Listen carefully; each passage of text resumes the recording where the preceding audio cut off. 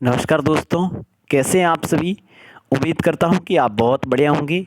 एक बार फिर से आपके अपने YouTube channel R S education hub में आपका स्वागत है, अभिनंदन है। प्यारे मित्रों, हम कक्षा 7 की पुस्तक सामाजिक विज्ञान को पढ़ रहे थे। उसका जो पहला टॉपिक है उसको हम पढ़ चुके हैं, कवर कर चुके हैं। आज हम दूसरा टॉपिक पढ़ेंगे और उसका नाम है वायुमंडल और जलवायु। ज़्यादा मित्रों डिस्कस नहीं करेंगे, आपको मोटा मोटा मैं समझाता हुआ चलूँगा ताकि जो हमारा टॉपिक है वो क्लियर हो जाए। और इसके सिवाय आपको हस्तलिखित नोट्स है, वो आप लेना चाहें तो नीचे डिस्क्रिप्शन में इसका लिंक दिया जा रहा है, वहाँ से आप डाउनलोड कर सकेंगे। रीड के पाठ्यक्रम पर आधारित है और कक्षा 6 से लेकर 10 तक हैं। और वही बातें इसमें इंक्लूड कर रखी है जो आपके एग्ज़ाम के पॉइंट ऑफ व्यू से बहुत ही इम्पोर्टेंट है या एग्ज़ाम में महत्वपूर्ण साबित हो सकने वाली है। ठीक है, अब है वायुमंडल और जलवायु। ज़्यादा डिस्कस नहीं करेंगे, माथापंची नहीं करेंगे, सीधी सीधे जो इम्पोर्टेंट बातें उन्हीं पर चलने वाले हैं। तो पहला तो यही है कि वायुमंडल कहते किसे। तो हमारी पृथ्वी के चारों और कई प्रकार की गैसों का आवरण पाया जाता है। नहीं, हमारी पृथ्वी है ना, इसके चारों ओर कई प्रकार की गैसों का आवरण पाया जाता है, जिसे हम मित्रों क्या कहते हैं, वायुमंडल कहते हैं। क्या कहते हैं, वायुमंडल कहते हैं।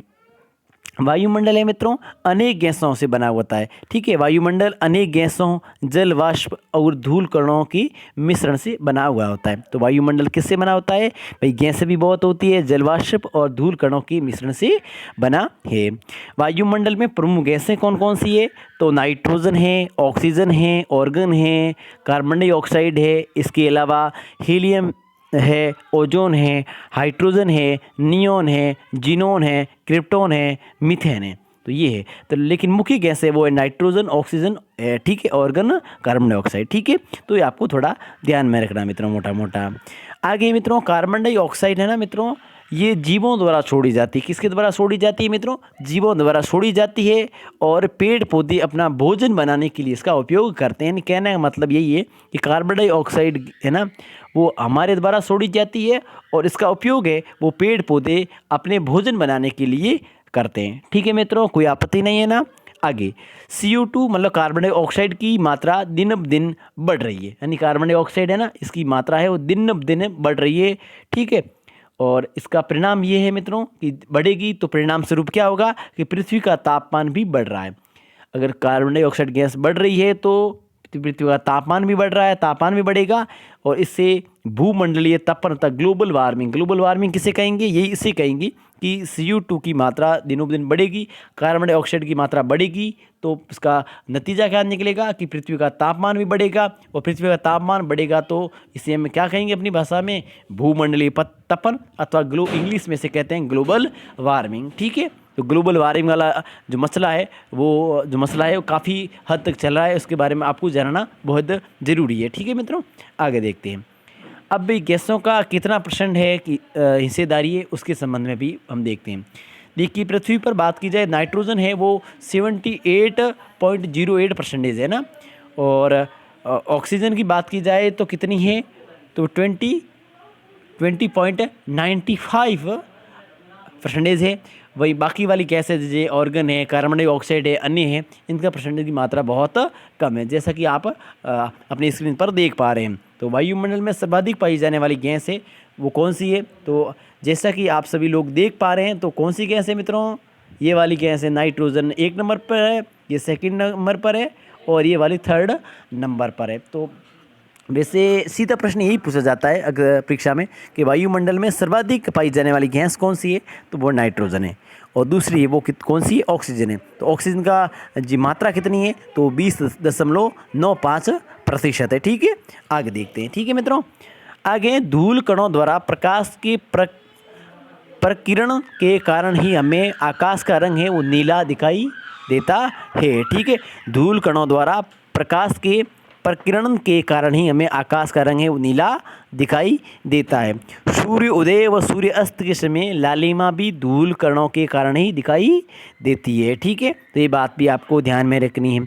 अब बात है कि वायुमंडल की संरचना किस प्रकार की है, तो तापमान के आधार पर 5 परतों में विभाजित है।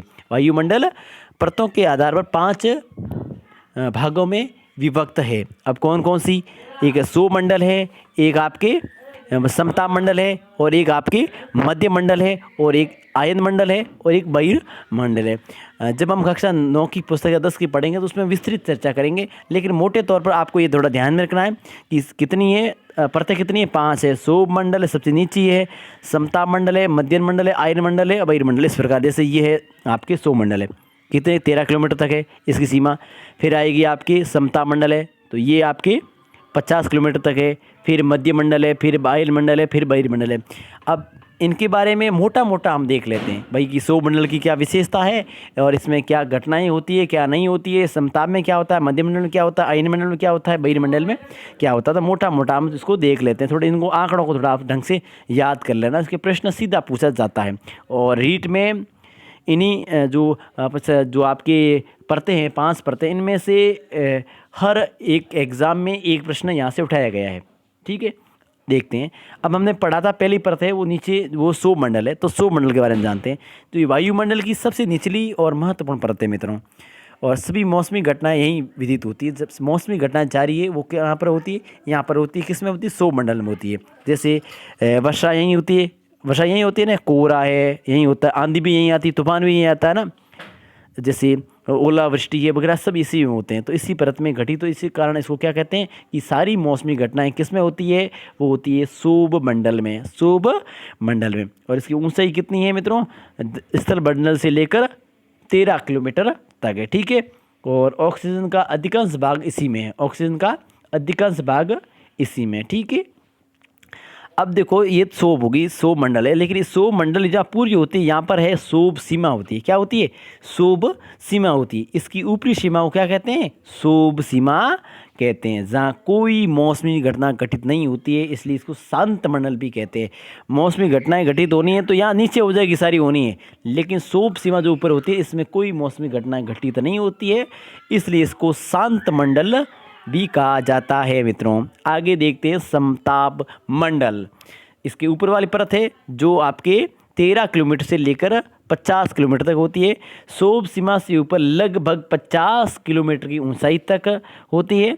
यहाँ मौसमी घटनाएं घटित नहीं होती, क्योंकि मौसमी घटनाएं तो सारी शोभ सीमा में घटित हो गई है, तो यहाँ मौसमी घटनाएं घटित होने वाली कोई बात ही नहीं रहती है।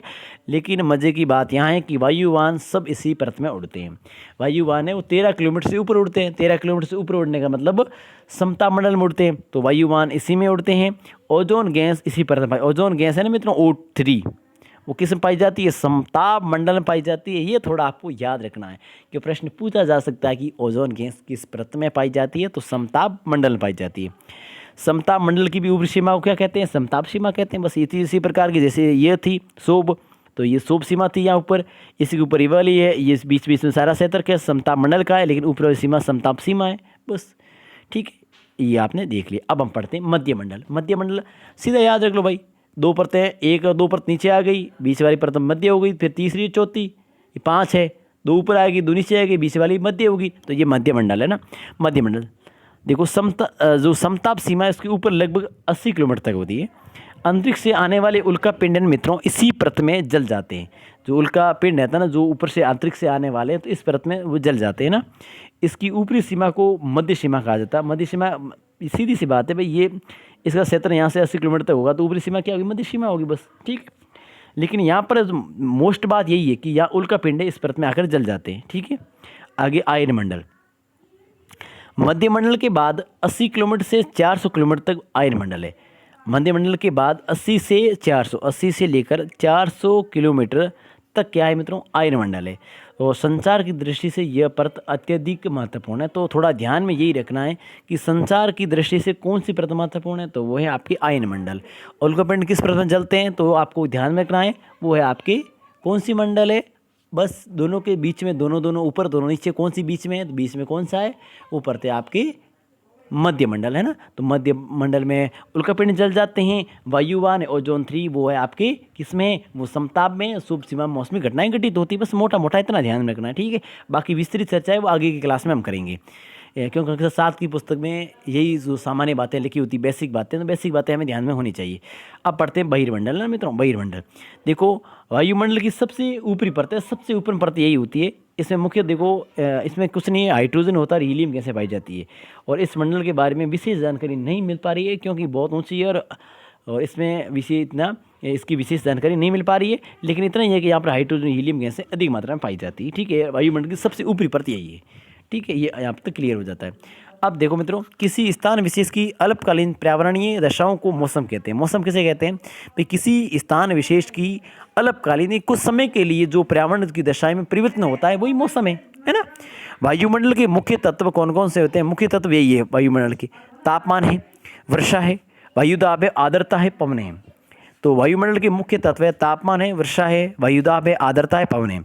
अब देखो तापमान क्या है। तापमान देखो, तापमान का अर्थ है वायु, तापमान का सीधा अर्थ है कि वायु कितनी गर्म होती है। वायु जितनी गर्म होगी वो तापमान उतना, देखो भाई सीधी सी बात ये कि तापमान का अर्थ सीधे शब्दों में यही है कि भाई वायु कितनी गर्म है। वायु कितनी गर्म है, वायु जितनी गर्म है तो इतना तापमान गर्म होगा, तापमान अधिक होगा, है ना। सर्वाधिक तापमान है भूमध्य रेखा पर होता। हमने आपने कक्षा 6 की पुस्तक हमने लोगों ने पढ़ी थी, उसने तीसरी टॉपिक हमने देखा था, तो हम ढंग से पढ़ी थी हमने भूमध्य सागर वगैरह के बारे में ना, कर्क रेखा मकर रेखा के बारे में, कैसे दिन बड़ा होता है, कहाँ दिन छोटा होता है, कहाँ शीत ऋतु का असर पड़ता है, कहाँ गर्मी ज़्यादा होती है। इस प्रकार हमने पढ़ा था कि कहाँ सूर्य किरणें तिरछी पड़ती हैं, वहाँ क्या होता है, कहाँ क्या होता है, मतलब ये सारे हमने कक्षा 6 की पुस्तक में पढ़ा था। और आपने वीडियो नहीं देखा तो आप देख लीजिए, पूरी वीडियो डाल रखें। तो सर्वाधिक तापमान है मित्रों भूमध्य रेखा पर पड़ता है, क्योंकि वहाँ सूर्य की किरणें सीधी पड़ती है, इसलिए वहाँ पर सीधा, अगर किरणें सीधी पड़ेगी तो वहाँ तापमान अधिक होगा, सीधी सी बात है। क्योंकि सूर्य की किरण है वो सीधी पड़ती है और ध्रुवों पर तिरछी पड़ती है। तापमान को मापने की इकाई को हम सेंटीग्रेड अथवा फ़ारेनहाइट कहते हैं मित्रों। धरातल से सौर मंडल में ऊपर की ओर जाने पर औसतन प्रति 165 मीटर की ऊंचाई पर 1 सेंटीग्रेड तापमान कम होता है। मतलब इतने पढ़ने में कोई मतलब, इतना ध्यान में रखना है कि भाई कोई भी चीज़ है, जैसे आप घर पे खड़े हैं, आपका घर ऊपर वाला घर है 165 मीटर ऊंचा है, मान लो उदाहरण, मान लो इतने 2-3 आपके मंजिला है और 165 मीटर ऊंचा है। इतना तो होता नहीं है, लेकिन मान लेते हैं 165 मीटर मान लो ऊंचा है कि कोई भी, आप कोई मान लो घर की छोड़ो, आप किसी पठार पे चढ़ गए जो 165 मीटर ऊंचा है, लेकिन आप जब उस पठार के नीचे थे, ठीक है, और तो वहाँ मान लो उस तापमान, आपका जो तापमान था वो मान लो था 20, और आप ऊपर गए 165 मीटर ऊपर, तो वहाँ आपका तापमान होगा 19 होगा, क्योंकि 165 प्रति मीटर पर तापमान है 1 डिग्री नीचे गिर जाता है ना, नीचे गिर जाता। तो ये थोड़ा ध्यान में रखना। अब है वायुदाब। पृथ्वी की सतह पर ऊपरी वायुमंडल की परतों में स्थित वायु का जो भार बढ़ता है उसे वायुदाब कहा जाता है। यानी पृथ्वी की सतह पर ऊपरी वायुमंडल की परतों में जो स्थित वायु का जो भार बढ़ता है उसे हम क्या कहते हैं? वायुदाब कहा जाता है। सर्वाधिक वायुदाब समुद्र तल पर होता है। सर्वाधिक वायुदाब कहाँ पर होता है? समुद्र तल पर। अब वायुदाब का मतलब यही होता है मित्रों, सीधी सी बात है कि वायुदाब परिभाषा समझ लीजिए कि पृथ्वी की सतह पर ऊपरी वायुमंडल की परतों में स्थित वायु का जो भार बढ़ता है, भार पड़ता है, उसे हम क्या कहते हैं? वायुदाब कहते हैं। और सर्वाधिक वायुदाब है वो समुद्र तल पर होता है। ठीक है, वायुमंडल में ऊपर की ओर जाने पर वायुदाब तेज़ी से कम होता है, तेज़ी से कम होता है। हवाएं हमेशा उच्च वायुदाब से निम्न वायुदाब की ओर बहती है। हवाएं हैं वो कैसे बहती है? उच्च वायुदाब से निम्न वायुदाब की ओर बहती है। तो ये बहुत ही इम्पोर्टेंट चीज़ है, क्योंकि पूछा जा सकता है कि हवाएं किस प्रकार बहती है। तो आपको ये ध्यान में रखना कि निम्न वायुदाब से हवाएं हमेशा उच्च वायुदाब से हाई से निम्न की ओर आती है, यानी उच्च वायुदाब से निम्न वायुदाब की ओर बढ़ती है या चलती है। वायुदाब को मापने की इकाई है मित्रों वो मिलीबार है। क्या है? वायुदाब को मापने की इकाई है वो क्या है मित्रों? मिलीबार है। जबकि वायुदाब मापने के यंत्र को वायुदाब मापी या फिर बैरोमीटर कहते हैं। यानी वायुदाब की मापने का इकाई है उसे तो मिलीबार कहते हैं। वायुदाब मापने के यंत्र को वायुदाब मापी या बैरोमीटर कहते हैं। ठीक है, बैरोमीटर के बारे में आपने जाना कि इस पर ढोलकियाँ लगी होती है ना ऊपर, वो आपके होता है बैरोमीटर। ठीक है, ये आपको ध्यान में रखना। ठीक है मित्रों, वायु की दिशा बताने वाले यंत्र को क्या कहते हैं मित्रों? वायु दिक्सूचक यंत्र कहते हैं। और गति बताने वाले यंत्र को एनीमोमीटर कहते हैं। तो ये थोड़ा ध्यान में रखना मित्रों कि दिशा बताने वाला तो होता है वायु दिक्सूचक यंत्र, लेकिन गति बता रहा है कि वायु की गति कितनी स्पीड से आ रही है वो बताता है एनीमोमीटर है ना, एनीमोमीटर। ठीक है, पर्वतों से आने वाली जो पवन होती है उसे हम कहते हैं पर्वत समीर। पर्वत से आती है ऊपर, पर्वत समीर। समीर का मतलब क्या आता है? वायु होता है ना। पर्वतों से आने वाली पवन पर्वत समीर कहते हैं, और घाटी से आने वाली जो जो हवाएं होती है उसे हम क्या कहते हैं? घाटी समीर कहलाती है। ठीक है, तो ये था मित्रों आपके। आगे देखते हैं, उच्च दाब क्षेत्र से निम्न दाब क्षेत्र की ओर वायु की गति को पवन कहते हैं। पवन किसे कहते हैं कि उच्च दाब क्षेत्र से निम्न दाब क्षेत्र की ओर जो वायु की गति होती है उसे हम कहते हैं पवन। ठीक है, पवन 3 प्रकार की होती है मित्रों। पवन की देखो 3 कौन सी, स्थायी पवनें होती है जो हमेशा चलती है, एक मौसमी होती है जो मौसम के अनुसार चलती है, और एक स्थानीय पवनें होती हैं। थोड़ा इसके बारे में हम डिस्कस करेंगे, आपको बताएंगे स्थायी पवनें क्या होती है, मौसमी पवनें क्या होती है और स्थानीय पवनें क्या होती है। और प्रकीर्णन हमने एक शब्द सुना था ना ऊपर, वो क्या होता है कि धूल कणों से टकरा कर सूर्य की जो किरणों का विकिरण है वो भी क्या कहलाता है, परकिरणन कहलाता है। ठीक है, स्थायी पवनें क्या होती है। अब स्थायी पवनों के बारे में आ गया। स्थायी पवनें देखो ये 3 प्रकार की होती है। स्थायी पवनें कैसे, एक तो व्यापारिक होती है, एक पशुआ होती है, एक ध्रुवीय होती है। ठीक है, वर्ष भर लगातार एक ही निश्चित दिशा में चलती है, उसे हम क्या कहते हैं, स्थायी पवनें। मान लो एक दिशा में बहने वाली वर्ष भर बहती है, वो क्या होती है, स्थायी पवन होती है।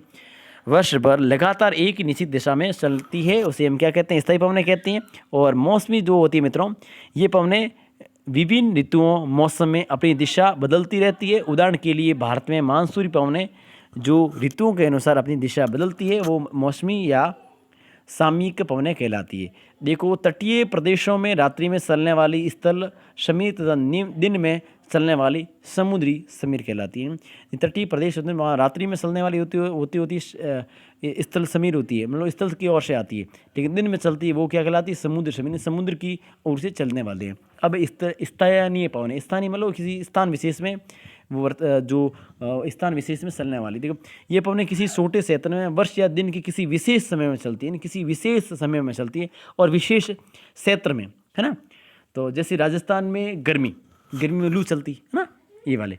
तो चिनूक एक राष्ट्रीय पर्वत में, फोन वो मिस्ट्रल यूरोप आदि विश्व में अन्य स्थानीय पवनें भी। ठीक है, अब आर्द्रता, यदि किसी कारणवश जल भाप में बदलकर वायुमंडल में मिल जाता है, यानी यदि किसी कारणवश जल भाप में बदलकर वायुमंडल में मिल जाता है तो वायुमंडल में मौजूद उस भाप रूपी जल को हम क्या कहते हैं, आर्द्रता कहते हैं, आर्द्रता कहते हैं। अब वर्षा के बारे में जाते हैं। वर्षा 3 प्रकार की होती है। देखो, एक तो होती है समनीय वर्षा होती है, दूसरी पर्वतीय वर्षा होती है, तीसरी चक्रवातीय वर्षा होती है। ठीक है, समनीय, पर्वतीय और चक्रवातीय वर्षा होती है। पृथ्वी पर जल का बूंदों के रूप में गिरना वर्षा कहलाती है। पृथ्वी का जल बूंदों के रूप में गिरना वर्षा कहलाती है ना। वर्षा, विश्व में वर्षा का वितरण है वो असमान है, कहीं पर ज़्यादा कहीं पर कम है, लेकिन थोड़ा हम जानते हैं।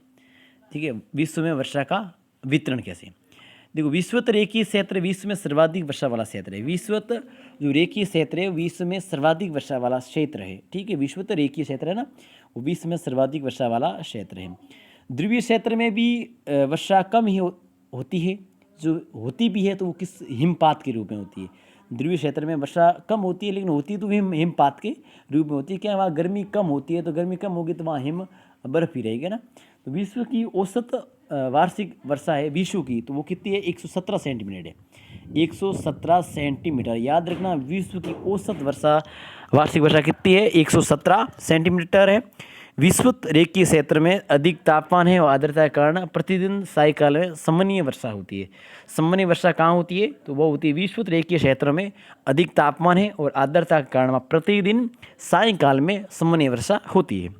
विश्व में सर्वाधिक वर्षा वाली स्थान है वो भारत के मेघालय राज्य की खासी पहाड़ियों में। याद रखना, खासी पहाड़ियों में विश्व में सर्वाधिक वर्षा होने वाली पहाड़ियाँ कौन सी, ये पूछा जा सकता, तो वो है आपके खासी पहाड़ियाँ। यानी कौन सी मित्रों, खासी पहाड़ियाँ में वर्षा आपकी अधिक मात्रा में होती हैं, तो ये आपको ध्यान में रखना। और खासी पहाड़ियों में कौन कौन से स्थान है, वो मानसिंहराम है और चेरापूंजी है। तो याद रखना आपको कि खासी पहाड़ियों में मानसिंहराम और चेरापूंजी है जहाँ भारत की सर्वाधिक वर्षा होती है। ठीक है, और ठीक है, आगे बढ़ते हैं। चक्रवात, सामान्य रूप से चक्रवात निम्न दाब के केंद्र होते हैं जिनके चारों तरफ उच्च वायुदाब होता है, अर्थात केंद्र से बाहर की ओर वायुदाब बढ़ता जाता है, जिससे हवाएं परिधि से केंद्र की ओर चलती है। और ये 2 प्रकार की होती है, एक होता है उष्ण कटिबंधीय और एक होता है शीतोष्ण कटिबंधीय। उष्ण कटिबंधीय जहाँ धीमी गति से चलती है और शीतोष्ण कटिबंधीय जहाँ तीव्र गति से चलती है। ठीक है, चक्रवात। आगे देखते हैं, एक होता है प्रतिचक्रवात का मतलब यह होता है मित्रों कि हवाओं के द्वारा निर्मित वृत्ताकार मतलब समझ रहे हो ना आप, गोल, अंडाकार आदि लहरनुमा आकार विशेष जिसके लहरनुमा आकार जिसके मध्य में उच्च वायुदाब तथा परिधि की ओर निम्न वायुदाब होता। अब होता क्या है कि जिसके मध्य में उच्च वायुदाब तथा परिधि की ओर निम्न वायुदाब, परिधि समझ रहे हो ना आप, ये परिधि होती है, परिधि की ओर निम्न वायुदाब होता है, वो प्रति चक्रवात कहलाता है। देखो उत्तरी गोलार्ध में घड़ी के सुई के अनुरूप चलता है और दक्षिणी गोलार्ध में घड़ी के सुई के विपरीत दिशा में चलता है। इससे मौसम साफ रहता है तथा वर्षा नहीं होती मित्रों। ठीक है, आगे आर्द्रता हम जानते हो आप, वायुमंडल में विद्यमान जल वाष्प की मात्रा को हम आर्द्रता कहते हैं। ठीक है, अब बात करते हैं उष्णकटिबंधीय चक्रवातों को संयुक्त राज्य अमेरिका में हैरिकेन कहा जाता है। आपको ये ध्यान रखना है कि हैरिकेन क्या है, कि उष्णकटिबंधीय चक्रवातों को संयुक्त राज्य अमेरिका में हैरिकेन कहा जाता है। वायुयान समता मंडल परत में उड़ते हैं। अब मैंने बताया था कि वायुयान किस में उड़ते हैं, तो एक बार रिवीजन के लिए बता दूं कि समता मंडल में उड़ते हैं। वायुमंडल में सर्वाधिक मात्रा नाइट्रोजन गैस की होती है। वायुमंडल में सर्वाधिक गैस मैंने बताया आपको नाइट्रोजन होती है, जो 78% के ऊपर है। पवन की गति मापने का यंत्र मैंने आपको बताया कि स्पीड मापनी है वो एनीमोमीटर है, और दिशा मापने के लिए कौन सा है, वो क्या है, वो दिक्सूचक यंत्र है, वो भी आपको ध्यान रखना है। वायुमंडल में रेडियो तरंगों का परावर्तन आयन मंडल में होता है। रेडियो की तरंगें किस में आती है, वो आयन मंडल में आती है। ठीक है मित्रों, ये आपको ध्यान में रखना है। ठीक है, और ग्रीष्म काल में चलने वाली गर्म पवनों को राजस्थान में लू कहा जाता है। क्या कहा जाता है मित्रों, लू कहा जाता है। ठीक है, ये बात आपको समझ में आ गई होगी, है ना मित्रों। आगे हम देखते हैं, कल हम पढ़ेंगे वो है टॉपिक है जल। आज हम इसी को यहीं पूरा करते हैं, कल हम टॉपिक पढ़ेंगे जल के बारे में। ठीक है, और वीडियो पसंद आए तो लाइक करना, अपने मित्रों में शेयर करना, चैनल को सब्सक्राइब नहीं किया तो वो भी कर लेना मित्रों। ठीक है, और कल हम देखने वाले हैं जल के बारे में, और